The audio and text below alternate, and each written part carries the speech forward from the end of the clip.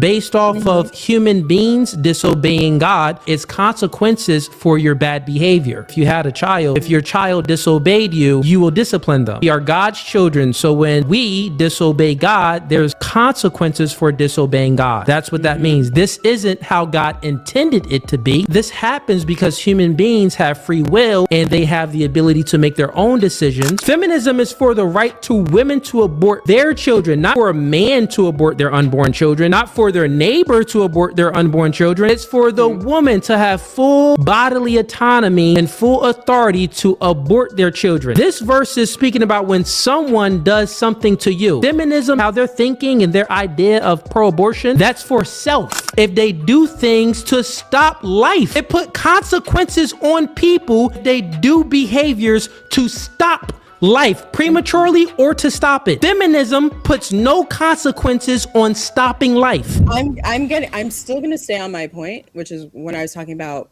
fetal personhood and all that stuff. Okay, so go ahead. In Exodus 21 through 22 through 25, the law addresses a case where men are fighting and strike a pregnant woman. The text distinguishes between two outcomes. If the blow causes the woman to lose a pregnancy, but no further harm occurs, the penalty is considered a monetary fine, which is paid to the husband, and it's determined by the husband. But if there is serious harm to the woman, then it becomes lex talionis, which is life for life, eye for eye, arm for arm, whatever part of the body that was hurt for the woman. And if it comes to the point where she's killed, then those men are killed. So I will say what's important to say is that the text does not say that it's life for the unborn child. I do think Christians should be called to a higher thing. I don't think Christians should be getting abortions, but at least in this context, it says life for life is only triggered when it comes to the woman. Yeah. So no. And then also, and if we're even going to talk about just can I reply to that? Life. Do you mind if I reply to that? Let me say this one last little thing. Sorry. So, and talking about, because I know that what I'm sure what you're saying, the stance that abortion is the killing of innocent life, and it's the needless shed of innocent blood. I will show that in the Bible, innocent life is often treated.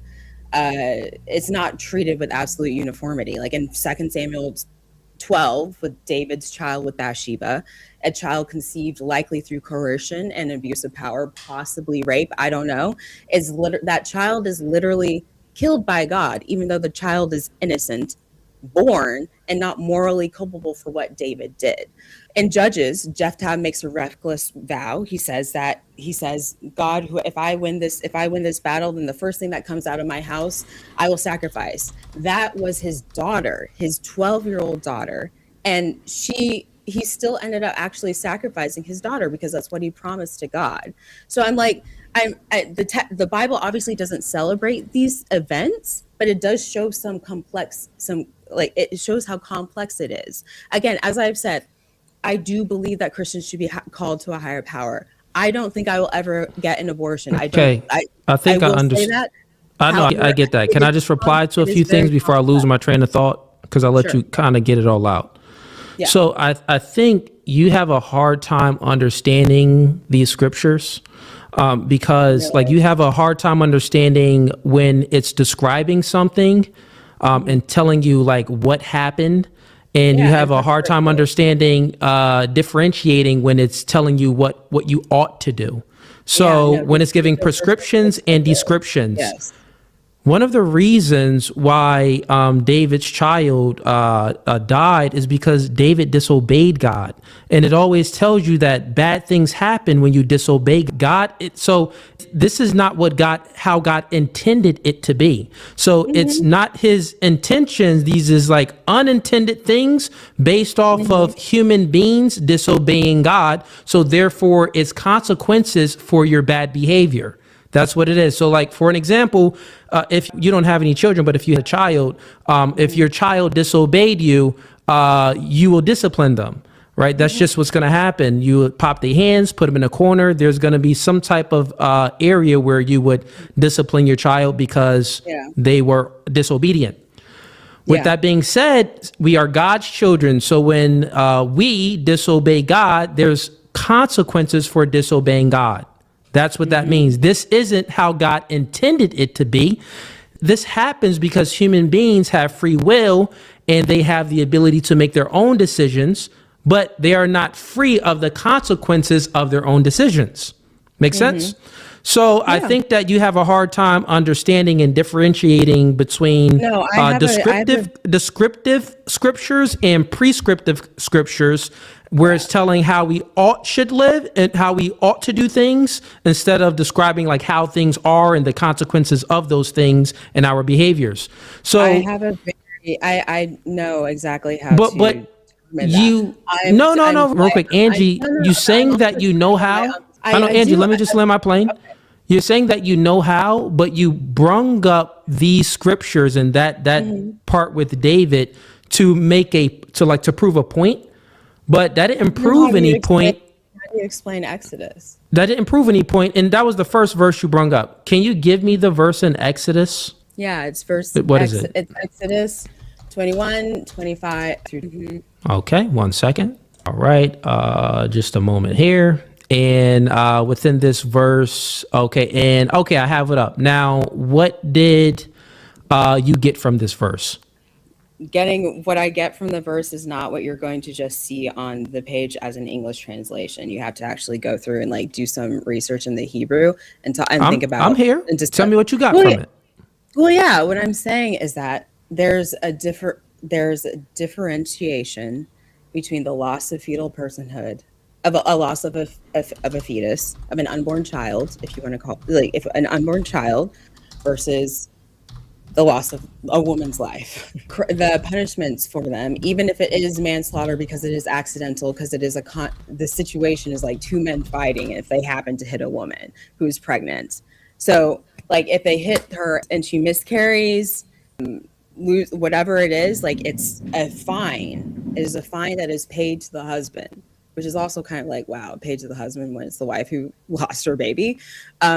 But if it's her, if further harm comes to the woman, then that's where it becomes eye for eye. If they hit her high, poke your eye out. Hand for hand, cut their hand off, you hurt her hand. Limb for limb, whatever it is, that's where it becomes that situation. So that's kind of where what is this supposed to prove? This is supposed to prove, it's not supposed to prove anything. It's just to show some nuance. That's all I'm saying. Some nuance for fetal personhood. And like if abortion is considered to be murder or not. No, it doesn't show anything like that. What this demonstrates is the value of an unborn child versus the value of a fully formed woman's I'll life. read the verse. Exodus 21. If you buy a Hebrew servant, he is to serve you for 6 years. But in the 7th year, he shall go free. Let me find a part where it talks about the woman, because this is pretty long.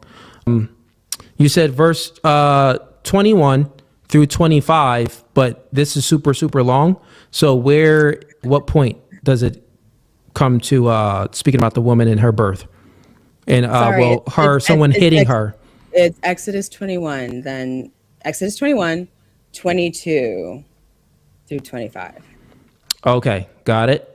22 through 25. Okay, if people are fighting and hit a pregnant woman and she gives birth prematurely, so this is a woman, she gives birth prematurely, but there is no serious injury, the offender must be fined whatever the woman's husband demands and the courts allows. So let's stop it there, right? So this is just telling this is giving law based on if you hit a woman and the woman happens to give birth prematurely, like women are supposed to give birth at 40 weeks, 38 to 40 weeks, something like that. I think full term is 40 weeks, but if it happens before that and she gives birth due to the hit, but there's no serious injury, then the offender is supposed to pay the wife's husband some money. Within that part there, where did you get that promotes abortion rights? I'm not saying that it promotes. It wasn't even speaking about. It was speaking about the baby was still born. As I said, I'm talking about fetal personhood and the loss of an unborn child versus the loss of a woman's life. Okay, let's move on to the next verse. So this is verse 23. But if there is serious injury, you are to take life for life, eye for an eye, for tooth, hand for hand, foot for foot, burn for burn, wound for wound, for bruise. An owner who hits a male or female, okay, so that's what it's saying right there. That's verse 23 through 25. So that was 23, 24, and 25 right there, what I just read. So how did you get this? Like, okay, so if it's serious injury, it doesn't say if it's death. It just says that, you know, it doesn't explain what the serious injury is. Maybe the baby come out with one arm or something, who knows, or the baby come out with a lisp, speaking like that or something. So it doesn't state the serious injury. So one, well, it says if there's serious injury, you must give life for life. So that's like, the serious injury let me get there. The loss of the men who hit her accident, even if it was an accident, they lose their life. Let me get there. So it's speaking about serious injury, and then it gives accounts for what they mean by the injury. So if the baby loses a tooth, you're knocking a nigga tooth out. If the baby loses an eye, you're knocking a nigga eye out. Baby lose a hand, that's what I was getting to. You cut off someone's hand, a burn for burn. So it could be the baby or the mother. I'm pretty sure because they would be hitting the mother, right? So within this, I'm just asking you, how does this demonstrate, and how is this any evidence or any even type of nuance within women should abort their unborn children? This is just talking about, listen, real quick. Let me just say this. Let me land my plane. I got it. Let me land my plane. This is solely talking about consequences to people's actions when they do things. So this is giving law. And what it's stating here, these are things that still God doesn't intend. These are things that is unintended by God, because God doesn't want a man to hit a woman. For feminism is for the right to women to abort their children, not for a man to abort their unborn children, not for their neighbor to abort their unborn children. It's for the woman to have full bodily autonomy and full authority to abort their children. This verse is speaking about when someone does something to you. Feminism and how they're thinking and their idea of pro-abortion, that's for self. This is speaking about, it doesn't even like map on perfectly, because this verse is speaking about if someone does something to you. So like, all right, this just wasn't a good verse, Angie. What was this verse? I think you're just deciding that it's not a good verse. I understand what you're saying. No, please try to connect the dots for me. Please listen. I brought up the verse and I read it out loud. Connect the dots. Okay, I'm going to listen. Let me put both headphones on. I'm gonna listen. Good. All I'm saying is that it provides some nuance between fetal and born personhood. If the child is born prematurely, if there's a miscarriage, it is a fine. If some further harm happens to the woman, then there is life for life. There is arm for arm, eye for eye, whatever, etc. This verse, I got it. So, like, real quick, I got it. This verse would be antithetical to feminism, because this is putting consequences on people harming the woman and harming unborn children. Feminism is not putting any consequences on women harming their children.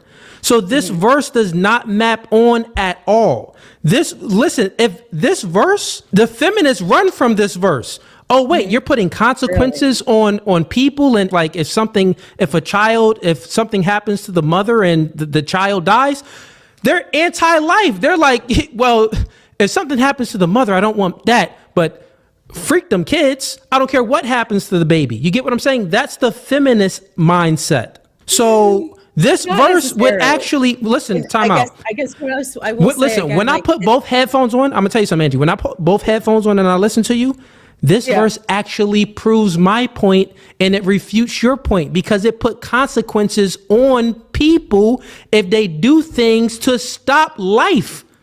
It put consequences on people if they do behaviors to stop life prematurely or to stop it. Feminism puts no consequences on stopping life. This verse proves my point. Actually, thank you when you said it back, Fred. I put two headphones on because you obliterated yourself.